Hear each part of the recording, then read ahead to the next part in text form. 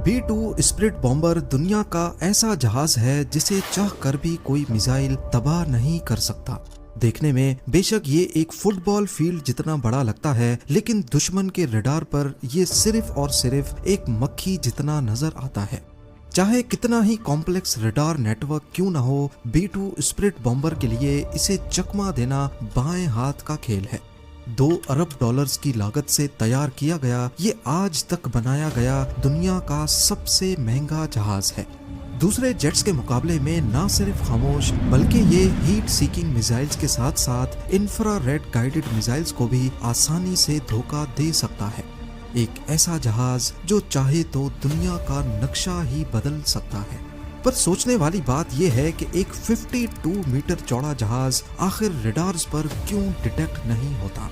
इसमें ऐसी कौन सी साइंस है जिसे अमेरिका पिछले 37 ईयर्स से छुपा रहा है। ज़ेम टीवी की वीडियोस में एक बार फिर से खुशामदीद।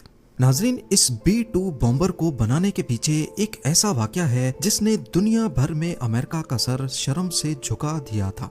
1 मई 1960 पाकिस्तान में पिशावर एयरबेस से अमेरिका का Lockheed U-2 aircraft take off करता है। ये CIA के एक सीक्रेट मिशन पर सोवियत यूनियन की जासूसी करने जा रहा था। ये कोल्ड वॉर का दौर था जब अमेरिका और सोवियत यूनियन दोनों अपनी टेक्नोलॉजी के जरिए एक दूसरे को नीचा दिखाने की कोशिश कर रहे थे। अमेरिका को घमंड था कि उसका U-2 Lockheed spy plane 80,000 feet पे फ्लाई कर सकता है और इतने हाई एल्टीट्यूड पे कोई उसका कुछ नहीं बिगाड़ सकता। यूएस समझता था कि इतनी ऊंचाई तक USSR का कोई मिसाइल नहीं पहुंच पाएगा। पर जैसे ही ये जहाज सोवियत यूनियन की टेरिटरी में घुसा तो रडार ने फौरन उसे डिटेक्ट कर लिया। पहले तो उन्होंने कई फाइटर जेट्स भेजे और कई मिसाइल्स लॉन्च किए, लेकिन वाकई इतनी ऊंचाई पर हिट करना उनके बस में नहीं था। लेकिन फिर सोवियत यूनियन की मिलिट्री ने अपने S-75 डिवीना मिसाइल को प्लेन पे लॉक करके फायर कर दिया। इस मिसाइल के बारे में अमेरिका को भी पता था, लेकिन उनका ख्याल था कि सोवियत का S-75 भी इतनी ऊंचाई तक नहीं पहुंच सकेगा। पर उसके बाद जो हुआ वो अमेरिका के वहमो गुमान में भी नहीं था।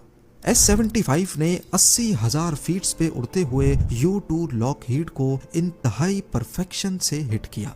प्लेन वहां के येकाटेरिनबर्ग नामी शहर के ऊपर गिरा और पायलट ने खुद को इजेक्ट कर लिया।